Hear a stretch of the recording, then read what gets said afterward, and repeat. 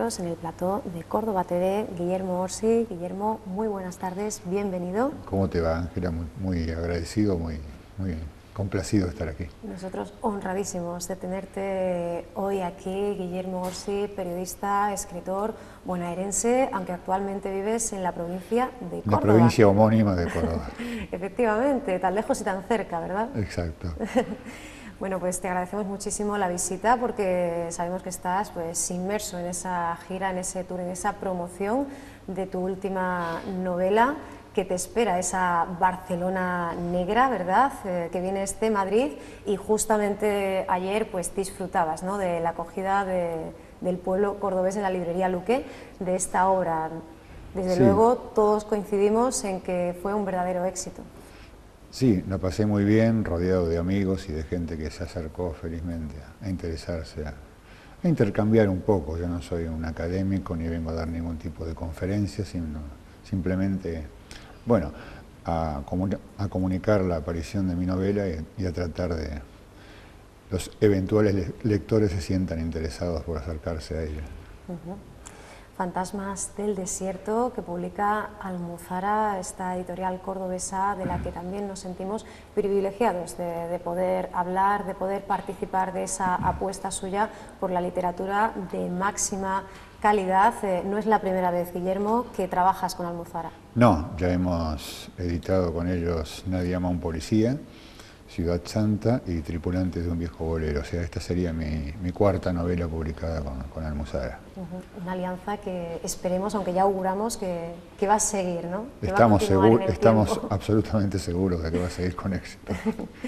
Escribes, Guillermo, en el texto titulado Balaceras, en tu página web, en tu blog, que la literatura es un oficio demoníaco. ¿Bajo qué circunstancias y cómo encuentras el equilibrio entre esa asfixia de este descenso a los infiernos y la necesaria obtención del placer, a la que tú también has hecho referencia en alguna ocasión, que hace soportable y entendemos que también gratificante el proceso de la escritura? Sí, lo hace deseable. Yo no escribo torturado, ni me siento a escribir con nadie que me... Pero ese tópico pesa siempre, sí, ¿no? Nadie que me apunte a la nuca y siéntate y escribe, porque no, eso no existe. Simplemente escribo por placer, como soy lector por placer, y trato de que quien me lea sienta un placer, un disfrute equivalente. Lo que pasa es que a veces uno al sumergirse en un texto no es consciente de la profundidad o de los intersticios que puede estar descubriendo y se encuentra con cierta presencia demoníaca, por exagerar un poco. Pero bueno, es parte del oficio, y es parte del oficio descubrir dentro de la trama cómo funcionan los personajes, las situaciones y quién es uno mismo de a poquito, ¿no? Es una loca pretensión. Marguerite Yourcenar decía ser uno mismo antes de morir, y un poco de eso se trata, de ir buscándose, sin la pretensión de llegar a la verdad, ni mucho menos. Sobre todo obtener placer.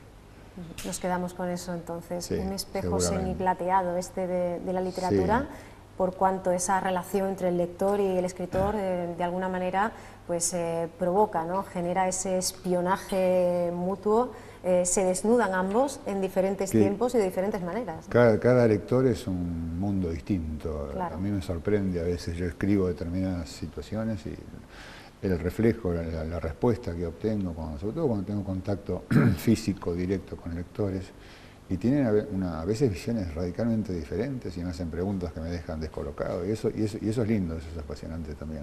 Esa posibilidad de conocer, de acercarse al lector, de que no sea una entelequia, una vaga presencia, sino que sea una presencia física.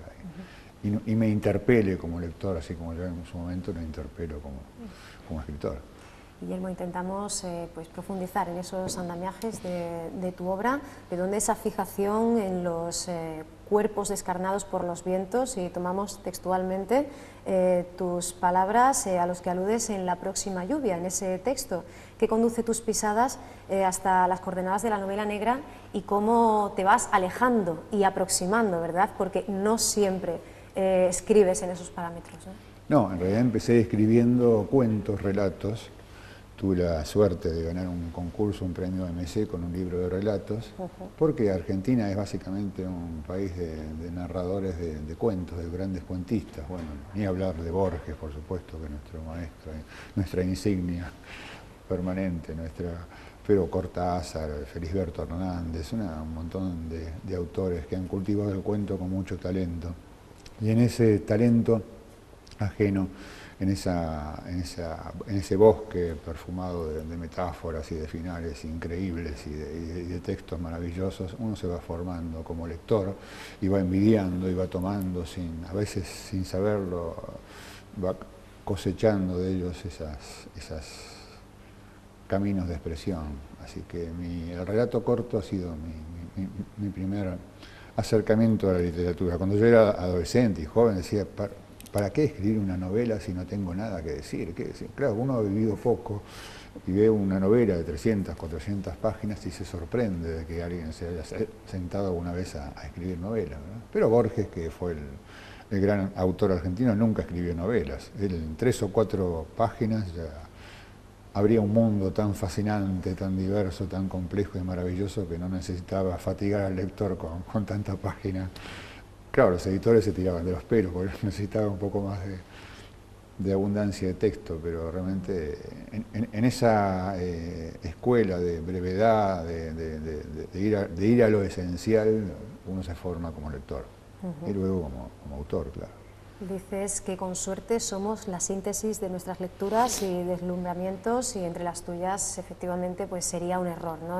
Ubicarte pues de una forma tan estereotipada o para pensar que tus lecturas solo estuvieran pobladas por los Hammett, los Chandler, y es que los Cortázar, Benedetti o Rulfo, por supuesto Borges, también supieron proyectar, y de qué manera, tanto luz como una profunda oscuridad. Ellos fueron los primeros, mis primeros acercamientos a la literatura. En realidad mi acercamiento a la novela negra es tardío, ¿no? Yo no soy un cultor como escritor de la novela negra, y Hammett y Chandler y los clásicos los he leído, pero sin demasiada devoción, ¿no? Como lector simplemente.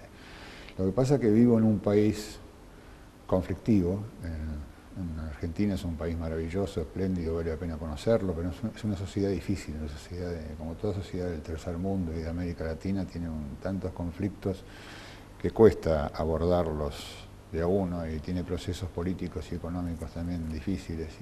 Y la novela negra es como el desemboque natural de cuando uno escribe sobre las sociedades y sobre los problemas que se generan entre quienes viven en ellas. Y fui llegando de a poco, sí. Publiqué luego 2 novelas que no tenían poco y nada que ver con la novela negra. Una de ellas ha sido reeditada por Almuzara, que es Tripulantes de un viejo bolero, que era, por consejo de mi siempre inteligente editor, salió como novela negra, pero no es esencialmente una novela negra, pero fue un acercamiento paulatino, donde de repente estás contando una historia y aparece esa trama de violencia sórdida que te obliga a bajar un poquito más a los infiernos. ¿Sí? Bueno, así fui llegando a lo que hoy se conoce como novela negra, más que novela policial, ¿no? Antes hacíamos alusión a Dashiell Hammett, y precisamente a este autor y a su halcón maltés se refería al prestigioso periódico británico The Independent para considerarte continuador de esa primera línea de autores que engrandecieron la novela negra a partir de la disección de una sociedad corrupta. ¿Cómo conviven en ti, Guillermo, pues por un lado la intimidad de trazar cada táctica y estrategia, cada proceso de lectura, cada trama, y que la crítica pues te considere uno de los maestros del género negro en lengua española y en la literatura universal, sobre todo teniendo en cuenta, como bien dices, pues esta es solo una parte, ¿no? Una faceta de lo que escribe Guillermo Ossi? Yo no hago caso a la crítica. Mejor no hacerle caso ni lo bueno ni lo malo. Ni lo bueno ni lo malo. Uno cuando se sienta a escribir no piensa ni qué recepción crítica va a tener, ni qué van a pensar los académicos, ni en qué género te van a englobar. No hago cálculos de mercado, y si bien ya llevo muchos años de oficio, cuando me siento a escribir, no sé si va a ser una novela, si va a ser un relato breve, si va a ser de repente un fragmento, una página, o voy a escribir 400 páginas. Aparece una idea, una sensación, un personaje a veces, una situación determinada, y te sientas y empiezas a desarrollarlo. Tú crees que empiezas a desarrollarlo, en realidad es el personaje o la situación que te empieza a modelar a crear unas bases de acción y de lógica o de ilógica. Y todo eso te va llevando, es un juego, básicamente es un juego maravilloso, por cierto, escabroso a veces, inquietante la mayoría de las veces, donde vas descubriendo esos perfiles, esas sombras que en la vida cotidiana, en tu relación de la vida cotidiana con las otras personas no encuentras, o si los ves están muy estereotipados. Todos tenemos roles que cumplimos en la vida cotidiana. La posibilidad que te da la literatura es de bajarte esos roles, de quebrar esos espejos y encontrar otros, ¿no? Y en esos fragmentos de espejos ir viéndote reflejado y desguazado y acceder a otras realidades. Y es lo que te sorprende, lo que te da el placer finalmente cuando logras o crees haber logrado algo, de sentir, bueno, no he perdido tanto el tiempo, hoy tenía que pintar la casa, me sentía a escribir, bueno, valió la pena escribir y luego pintaré la casa. Para todo habrá claro, tiempo. Para todo, ¿no? Hay que hacer tiempo. Cosecha en castellano es el nombre de esa mesa redonda, ¿verdad? Sí. En la cual participas dentro de Barcelona Negra, aunque son muchos los temas que van a ser tocados en estos días entre debates, conferencias, que están siendo ya de hecho, pues el ciberdelito, la violencia machista, la realidad del detective privado, la historia incluso del detective victoriano, e incluso además hablamos de las muestras de este género, de la novela negra, de este cosmos en las series de televisión. Y ahora que están teniendo tantísima pujanza y cada vez más seguidores y bueno, cada vez nos encontramos con más variedad, te pregunto, Guillermo, si crees que contribuyen positivamente o más bien contaminan de alguna forma la percepción que tenemos sobre el propio ámbito de la obra en general, negra y en concreto de la narrativa que se dedica a esto. Hay una suerte de contaminación mediática por la sobreabundancia de información y de propuestas narrativas y de relatos de la propia realidad, ¿no? Porque a veces la realidad que nosotros vemos en un noticiero, en un noticioso, no sé cómo se dice aquí, de la televisión o en los diarios mismos, es un relato de la realidad, ¿no? Es una aproximación o una visión interesada de quien la cuenta. Esa contaminación existe, pero creo que bueno, hay que ir desbrozando como quien entra en un monte, en una selva muy profusa en vegetación, muy exuberante, hay que ir apartando aquello que nos molesta para tratar de encontrar unos caminos que siempre son personales, necesariamente son caminos personales. Si seguimos caminos de otros vamos a llegar al lugar equivocado probablemente, y eso no es función ni es necesidad de quien se expresa a través de la palabra escrita. Después la profusión de series relativas a inspectores y detectives y todo eso ayuda a entretenerse y a veces encontramos calidad muy alta en algunas de ellas y en otras no tanto, pero nos ayuda a pasarla bien. En una de las mesas nos preguntaban quién asesinó al periodismo y yo te traslado la pregunta, ¿quién o quiénes pues han asesinado esa integridad de los medios de comunicación y bueno, si tiene arreglo esa endogamia a la que muchas veces has hecho referencia, no solo en los círculos puramente culturales, sino en el propio periodismo que los cubre? Las grandes empresas, creo, ahí no hay demasiado que hurgar, las grandes empresas mediáticas que hoy son empresas que tienen gran cantidad de negocios, muchos de ellos no tienen nada que ver con la industria, por llamarla de alguna forma, de la comunicación, y de repente tienen intereses concretos que defender. Y el periodista es un trabajador. El periodista, aunque sea un periodista estrella, pero en general la mayoría de los periodistas somos trabajadores, somos asalariados, que dependemos de un sueldo para poder pagar las cuentas y alimentar a nuestras familias.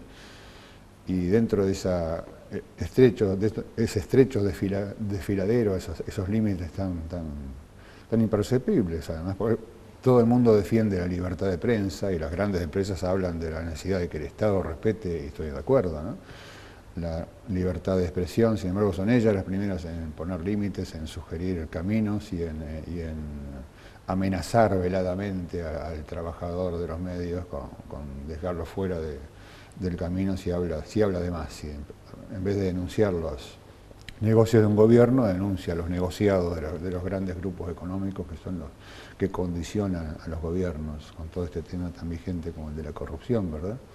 Donde no hay, si bien hay políticos corruptos que uno quisiera ver entre rejas de una vez por todas, también hay grandes corruptores que difícilmente alguna vez vayan a parar a las cárceles, al contrario. Y caen en algún proceso judicial, sus cárceles son mansiones, son lugares que los protegen en vez de castigarlos, ¿no?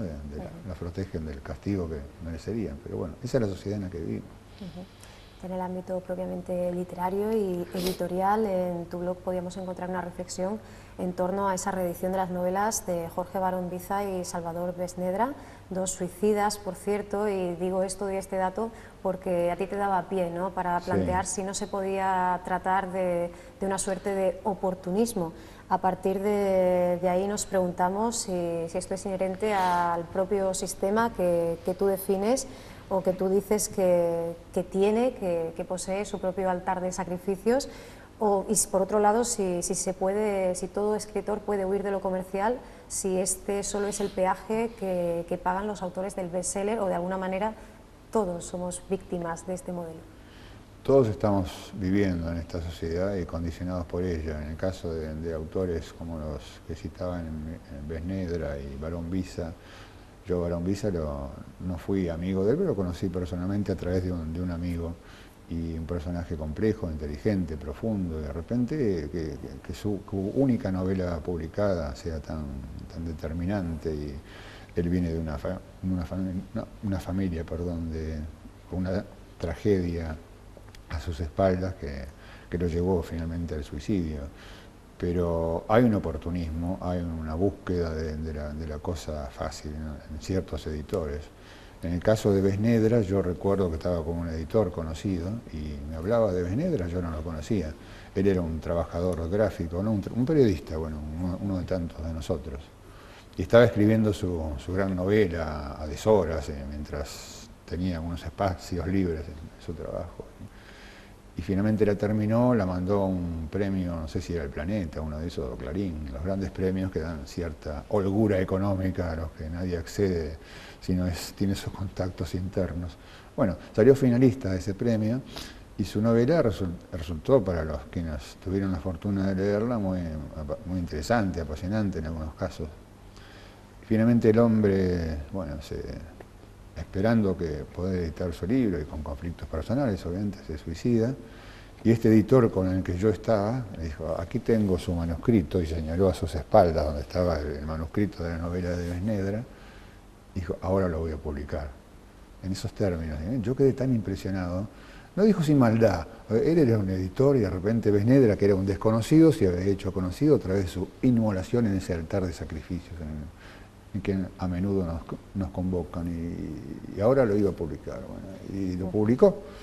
No fue un bestseller en su momento, es un libro complejo, difícil, y ahora vuelven a publicarlo con la esperanza de... Está bien que lo vuelvan a publicar, no critico eso, pero me molesta profundamente esa necesidad, ese oportunismo editor, que la misma editorial publica a 2 suicidas consecutivos. Eso fue lo que planteé en el texto. El Premio Internacional de Novela Negra Ciudad de Carmona, nada menos que el Hamet, con el que la Semana Negra de Gijón premia pues, a la mejor novela del año. Antes de eso, el Umbriel de la Semana Negra, y mucho antes, ya en los 70, a finales de los 70, ese MC al que tú mismo has hecho referencia, Guillermo. Te pregunto si en alguna medida van marcando esos reconocimientos, esas distinciones, o si sigue estando pues tan presente como entonces aquel escolar que soliviantó a su maestra por la definición que dio de lo que era una vaca, ¿no? Sigo siendo aquel escolar, sigo siendo aquel alumno de 6º grado que enfrentaba la escuela secundaria con las incertidumbres propias de la edad y de las nuevas etapas. Y no, los premios te ayudan, porque, sobre todo cuando vienen dotados de alguna... Claro. Dotación económica, y además son un reconocimiento, como en el caso del Hamet, que no tiene dotación económica, pero son un reconocimiento de tus pares, lo cual también es muy importante. Lo que estoy descubriendo en estos días, en estas semanas, en estos meses, que uno a veces, viviendo, sobre todo viviendo tan lejos como vivo yo, uno no tiene conciencia de cuántos amigos escritores tiene, lo cual me gratifica mucho. Y bueno, para eso sirven los premios, para estimularte un poco. Ahora, y dentro de la colección Tapa Negra de la editorial Almuzara, llega, como decíamos antes, Fantasmas del Desierto. Y bueno, como hablábamos del mantenimiento, de la pervivencia de esa esencia, también te pregunto por si siguen palpitando los lamentos, las provocaciones del melancólico, genuino y burlón tango, si el porteño es siempre un tanguero. El porteño es tanguero aún rechazando el tango, aún no gustándole el tango, como sucede en general con la gente más joven. Yo de joven no me gustaba para nada el tango. Mi padre escuchaba tangos y yo letras terribles, unas tragedias personales, unas pasiones monstruosas. Y él cantaba de repente, qué sé yo, letras que hablaban de inmolaciones, de homicidios, de femicidios, de varones traicionados, siempre el varón traicionado por la mujer, siempre el rol de la mujer sí, como gran pecadora y el varón tratando de salvar a su madre, que era, bueno, todo eso me parecía bastante patético y en algunos casos ridículo. Claro, pasa la vida, avanzas en tu experiencia vital y empiezas a descubrir sobre todo el valor de letras profundas que las tiene el tango, y de una música elaborada y compleja que cuando empiezas a apreciar lo musical te llega de otra manera. Y vives en una ciudad donde el tango es fundante, o sea, Buenos Aires sin tango es incomprensible. Yo vivo ahora en la provincia de Córdoba, que está cuya capital está a unos 700 kilómetros de la ciudad de Buenos Aires, y descubro también que los cordobeses, pese a estar tan lejos de Buenos Aires, son muy tangueros, y hay un culto del tango, y bueno, y vas descubriendo que no solamente en Buenos Aires, sino en Córdoba, en el resto del país, y hay ciudades a lo largo del mundo que descubren en el tango esa esencia melancólica y profunda, que es lo que hace que el tango siga vigente. Por eso elegí a este personaje, Pablo Martelli, cuyo seudónimo es Gotán, que es tango al revés, por los porteños, sobre todo son muy de dar vuelta al sentido y la formulación de las palabras. Bueno, es un poco una casualidad y una causalidad de por qué elige ese rótulo.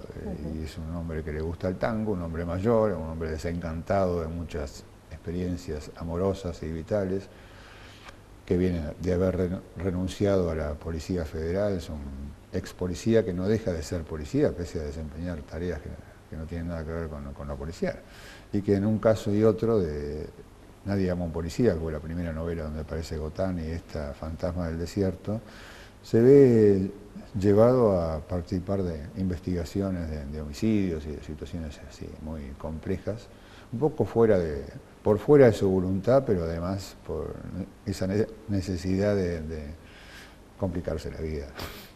Por eso, bueno, en tu caso además, hablabas antes del tango, tú te acercas al tango a través de una figura, una propuesta menos tradicional, ¿no? Como la de Piazzolla, ¿no? Buscamos a veces el camino...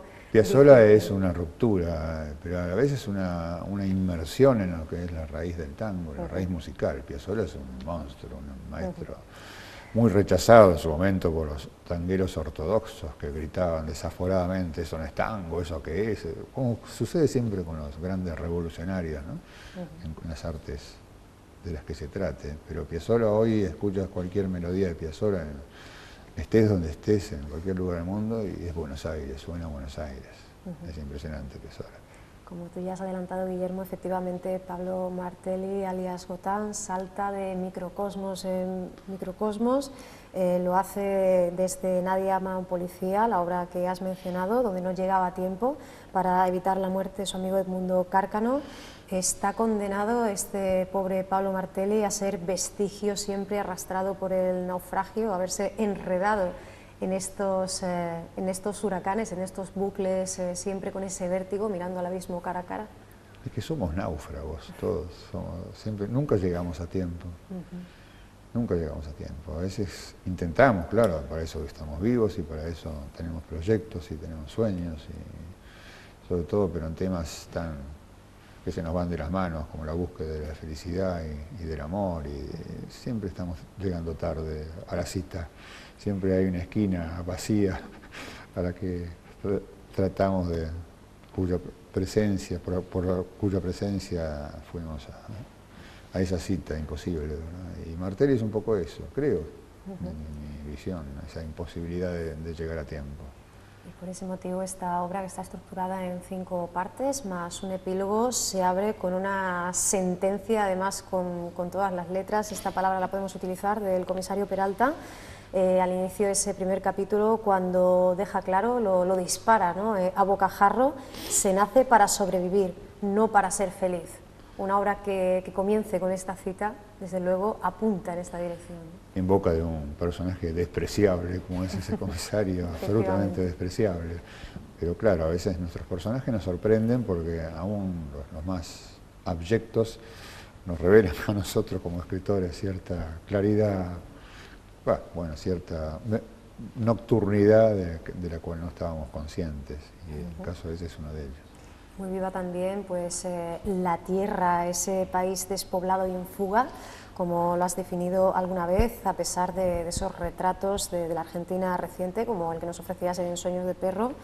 Pues defines a Buenos Aires como tu protagonista, santa pecadora, esas calles abatidas, permanentemente agónicas, donde la pasión excede lo moralmente correcto y donde la impunidad del crimen pues campa a sus anchas. Nos encontramos efectivamente a sobrevivientes, como dices en el epílogo de Fantasmas, vengan de una guerra o de su módico pasado personal, y con esa urgencia de empacar, de preparar las maletas, cuando saben que allá donde van no necesitan, ¿no?, de ese equipaje.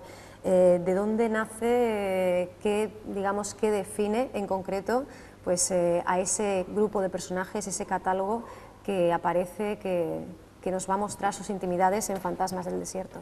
Ese vivir en una sociedad tan multitudinaria, tan superpoblada y sin embargo tan vacía de muchos aspectos de sentido, en andar merodeando ese vacío, transitar por esas cornisas que confundimos con las calles de una gran ciudad, y no tener conciencia de los abismos, del gran abismo al que nos enfrentamos cada día, en cada acto de nuestras vidas.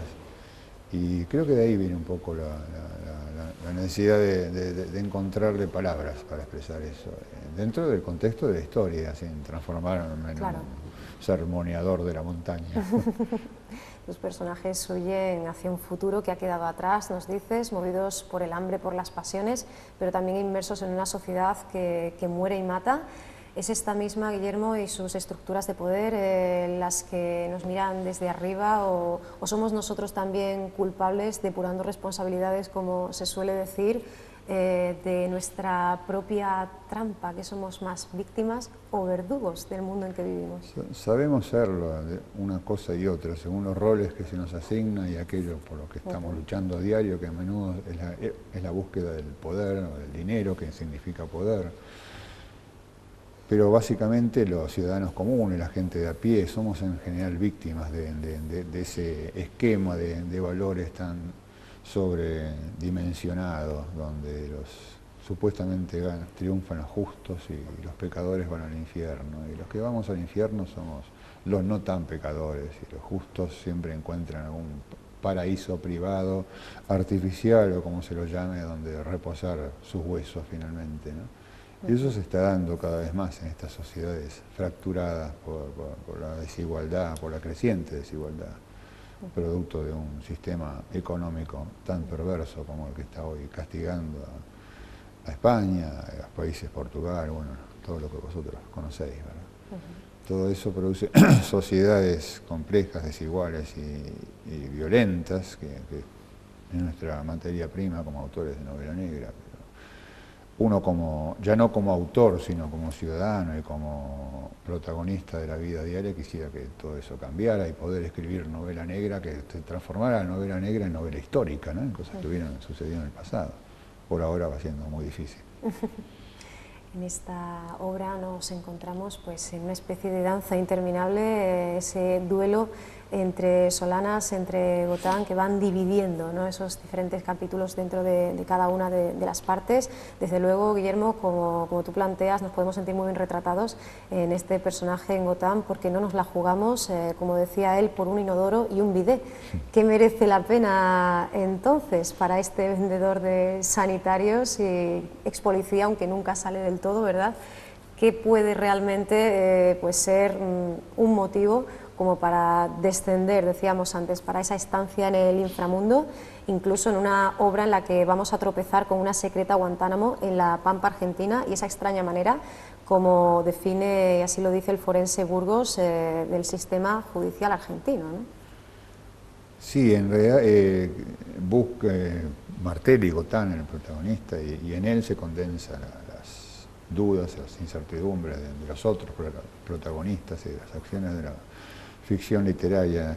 Si uno se pregunta qué buscamos nosotros, qué busco yo como autor, qué buscas tú, en este caso puntual como presentadora, que buscamos tratar de comunicarnos, tratar de que el otro nos escuche y pocas veces de escuchar al otro, que es lo más importante. A veces el otro necesita dar alaridos, plantarse frente a nosotros como un espejo roto y para llegar a escucharlo y a incorporar sus angustias o su incertidumbre y su necesidad de seguir adelante. Y un poco buscamos, supongo, esos caminos, transitar a través de la ficción literaria esos caminos que hablaba hace un rato, de esos lugares en la selva de cemento, como caracterizamos como lugar común a la sociedad en la que vivimos, ¿no? Grandes ciudades sobre todo. Esa extraña maraña en la que buscamos enigmas, respuestas a esos enigmas, y bueno, donde siempre conviven, habitan pues con esa presencia magnética esas mujeres misteriosas, como aquel cuerpo de mujer, esas reinas de la belleza en las cuales algunos de los personajes buscan la salvación de un país que, como escribes, habla a través de sus muertos. Esta es una constante, ¿no? La figura femenina, esta mujer desnuda y en lo oscuro, por citar al gran Mario Benedetti. Exacto, sí, la mujer es imprescindible como protagonista, pero aparte como referencia, sobre todo cuando el que escribe es hombre y uno no trata a veces de despojarse, trata de ponerse siempre en el lugar del otro, de la otra, pero bueno, llevamos una carga genética y cultural muy intensa. Y bueno, finalmente el tango sin una mujer no existiría como tal, y la novela en general tampoco, sin la presencia de la mujer como el evento desencadenante de la propia Iglesia Católica. Creo que no existiría sin haber condenado previamente la figura de la mujer como la incitación al pecado, la manzana de Adán, y todo eso es muy profundo, más allá muy lindo como desafío. O sea, el espíritu de la mujer, la complejidad de la personalidad de la mujer para el autor varones es parte de esa búsqueda y de ese enamoramiento de la palabra que nos lleva a sentarnos cada mañana o cada noche o cada tarde a escribir y a tratar de encontrarle un sentido a todo este sinsentido, una salida a este laberinto. Uno de los aspectos más celebrados de esa celebradísima, laureadísima obra Ciudad Santa fue precisamente su complejidad en lo que a estructura narrativa se refiere, recordándonos, bueno, pues al mejor Carlos Fuentes, al mejor Alejo Carpentier. Desde este punto de vista, desde esta complejidad, ¿qué podemos decir a nuestros espectadores de esta última obra? ¿Cómo llega, en qué estado lo hace a Fantasmas del Desierto? Llega, como todo lo que yo escribo, un poco por casualidad y un poco por determinación de seguir transitando ese camino que te comentaba, ¿no? No lo busco previamente, no me siento a escribir pensando en que voy a hacer una obra compleja, una ciudad. Sobre Ciudad Santa sí tenía la idea de que tratar no de retratar Buenos Aires, porque por eso están los folletos turísticos, ni de buscar la visión de Buenos Aires que da el tango, que dan grandes novelas como Adán Buenos Aires de Marechal, como tantos libros que sino dar mi propia sensación, mi propia inmersión en ese mundo tan complejo y a la vez tan local y tan universal, ¿no? Pinta tu aldea y pintarás el mundo, es tan real y tan concreto y tan cotidiano. Y tal vez por eso la novela adquirió esa estructura narrativa más compleja, necesariamente más compleja, porque había que meter los personajes que veían esa realidad desde sus propios ángulos de supervivencia, ¿no? Buenos Aires es una ciudad muy difícil para sobrevivir en ella, muy linda para visitarla como turista y muy agradable para disfrutarla, para acudir a sus eventos culturales, recorrer sus librerías, pero para vivir y para sobrevivir es dura, como toda megalópolis. Son varias ciudades, o sea, necesariamente la estructura narrativa de Ciudad Santa es compleja porque Buenos Aires son varias Buenos Aires, ¿no? La Buenos Aires rica, la Buenos Aires desplazada, la Buenos Aires que está dentro de los límites de lo que se conoce como distrito, capital federal, y la Buenos Aires que la va bordeando, merodeando, son un conjunto de casi 10 millones de personas o más, hoy no sé, en el último censo, que conforman la tercera parte de la población del país. O sea, gran parte de la Argentina es Buenos Aires, mal que nos pese. Y mucha parte de la Argentina es desierto. Es un país que todavía está muy fragmentado en ese sentido, ¿no? Bueno, ese es el desafío narrativo. ¿Y cómo se traduce esto, Guillermo, al ámbito, bueno, pues, del espacio del receptor, del lector? Escribes en esa web, me pesa ese duro exilio al que llaman patria. También en lo propiamente literario, tus libros han sido traducidos a idiomas como el inglés, el francés, el alemán o el chino. ¿Qué diferencia encuentras entre el lector hispanohablante y el resto, o entre el lector argentino, el lector latinoamericano y el español? Bueno, habría que preguntarle a los lectores, pero yo vengo a España y estoy en casa. No siento, pese a que nos separan 10.000 kilómetros de agua salada, tiburones y pulpos gigantescos, no siento que esté en una realidad muy distinta, al contrario, me siento en casa. Después las realidades latinoamericanas tienen en común esa cosa que tiene Latinoamérica de marginalidad social y de grandes grupos, grandes capas viviendo en lugares privilegiados. Y bueno, la historia de América Latina, ¿no? que si uno se pone se acerca a cómo se formaron esos grupos sociales, va a empezar a darse cuenta de que es un todo, más allá de nuestras diferencias culturales, que las hay. América Latina es un todo y no se puede comprender Argentina si no se comprende un poco Perú, si no se comprende Venezuela o México. Y bueno, eso, hay diversidades, pero hay una masa histórica y cultural común, un corpus narrativo que si tú lees autores desde Benedetti en Uruguay o Vargas Llosa en Perú o tantos, bueno, que recorren la estructura de América Latina, vas a encontrar puntos en común, puntos básicos en común. Después el desafío y la maravilla es que a veces es un mundo tan distinto, ¿no? tan diverso, tan lleno de culturas, multicultural, en el que España se inserta a partir de la conquista y deja su impronta en cada lugar. Pues te agradecemos muchísimo que sigas compartiendo esa pasión que a diario alimentas con trabajo, como escribes en Terra Hambrienta, porque como comentas en alguna ocasión, no escribes por Faulkner ni por Hammett, sino por ella, ¿no? Refiriéndote a tu abuela paterna. Es decir, vamos a conocer la entraña de Guillermo Orsi una vez más en estos Fantasmas del Desierto que publica Almuzara.